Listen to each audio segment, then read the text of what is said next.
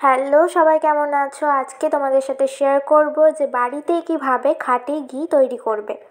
প্রথমেই এক বাটি সর 1-2 সপ্তাহ থেকে তুলে তুলে রাখা হয়েছে, কারণ সর যত পুরনো হবে তত ভালো মাখন আর ঘি তৈরি হবে। বাটির সরটি প্রথমে একটি থালাতে ঢেলে নিয়ে সেটাকে ভালো করে সানতে হবে।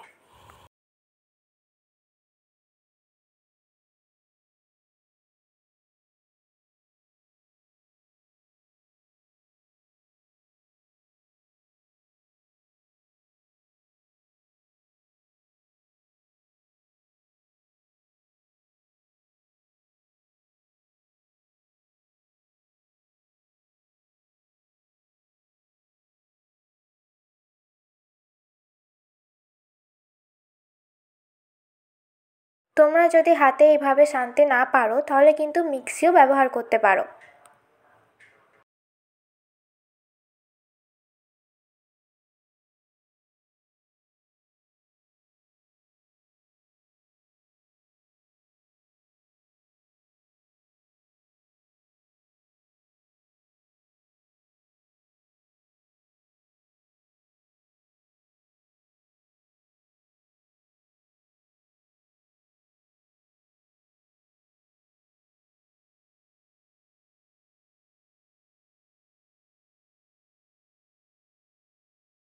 কিছুক্ষণ এইভাবে সেনে নেওয়ার পরে দেখো দুধটা বেরিয়ে গেছে আর সরটা কিন্তু মাখনে তৈরি হয়ে গেছে।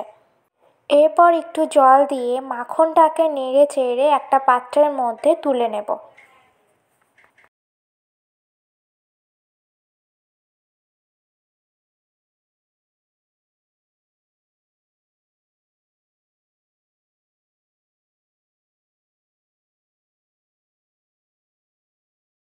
এই দুধটা গ্রীষ্মকালে অল্প পরিমাণে লবণ এবং পরিমাণ মতন চিনি দিয়ে ভালো করে মিশিয়ে খেলে পেট এবং শরীর দুটোই ঠান্ডা হয়।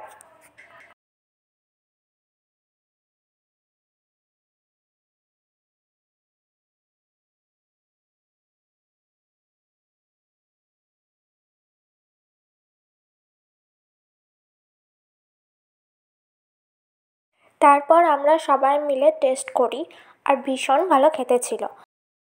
এরপর মাখনের পাত্রটি লো ফ্লেমে রেখে দেব। দেখো মাখনটা কিন্তু গলতে শুরু হয়েছে।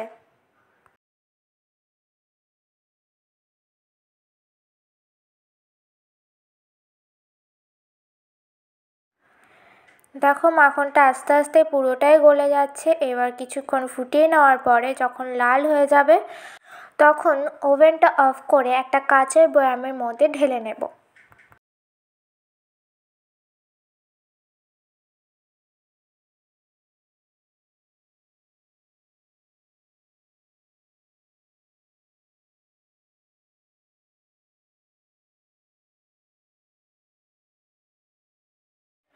বয়ামের মধ্যে ঢেলে নিয়েছি, এবার এটাই কিছুক্ষণ ঠান্ডা হওয়ার জন্য রেখে দেব। দেখো একদম ঠান্ডা হয়ে কিন্তু জমে গেছে আর ভীষণ সুন্দর কিন্তু সেন্টও বেরোচ্ছে। একদম বাড়ির তৈরি খাঁটি গাওয়া ঘি। তোমরা খুব কম সময়ে এইভাবেই বাড়িতে বানিয়ে নিতে পারো গাওয়া ঘি।